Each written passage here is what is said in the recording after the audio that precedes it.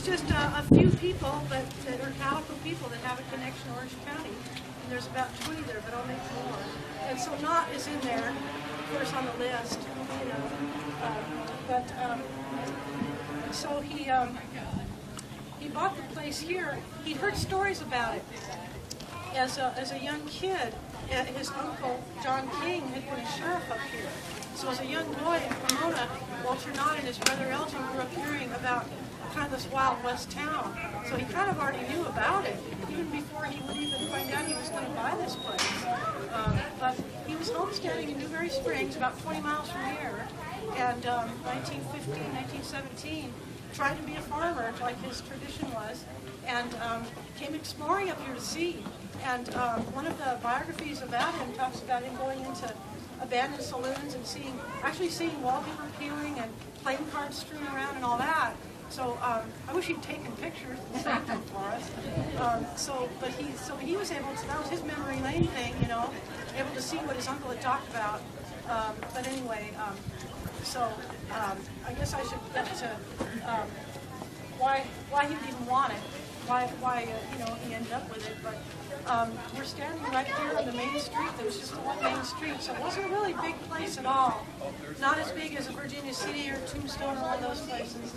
But the buildings on either side like this, and there were some adobe buildings and then a lot of wooden buildings, and very much like Knott created it to look. And the photos show it, these plain wooden buildings. A few two-story deals, but mostly just the one story. No one knew how long it was going to last, so they didn't bother to invest a lot in the architecture, you know, bricks and stuff. They didn't bother that much. But there is one way to tell which are the original buildings compared to ones that he might have done. And as we walk up the street a little bit, I'll show you that. You want to imagine the mines up in here. It was silver found. Silver was found in Barstow first, and people got excited and started prospecting around these hills. And sure enough, in this reddish-colored rock, like what was near the find in Barstow, this is what they found silver to be. People came, a lot of veterans from mining towns in California, Nevada, Arizona. A lot of them veterans of places like Bodie and Tombstone. And again, the wage was good, and they could make a living for a small family. And maybe on their own, hope to own part of a mine or their own mine. And just like today for winning the lottery, you know, get rich quick and be set for life. I think that was kind of the mentality on that, on finding a gold or silver mine. So the mines up there, the guys didn't have that far to go to work. Walk up there, you'll see little rock cabins, and the Knotts and people like that built them up from just the ruins. So again, we're lucky that the Knotts could do that, so we have the story we can tell and show where people lived.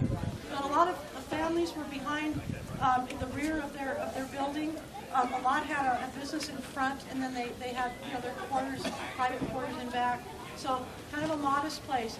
But when we walked up further, I'll point out the school was something they were real proud of, and that was one of the first things that Knott did to make sure from an old photo to be able to recreate something that really looked good. That was important. So we're real proud of that school. But anyway, if you want to come with me, I'll show you one more item, and then we'll get close to one of the historic buildings.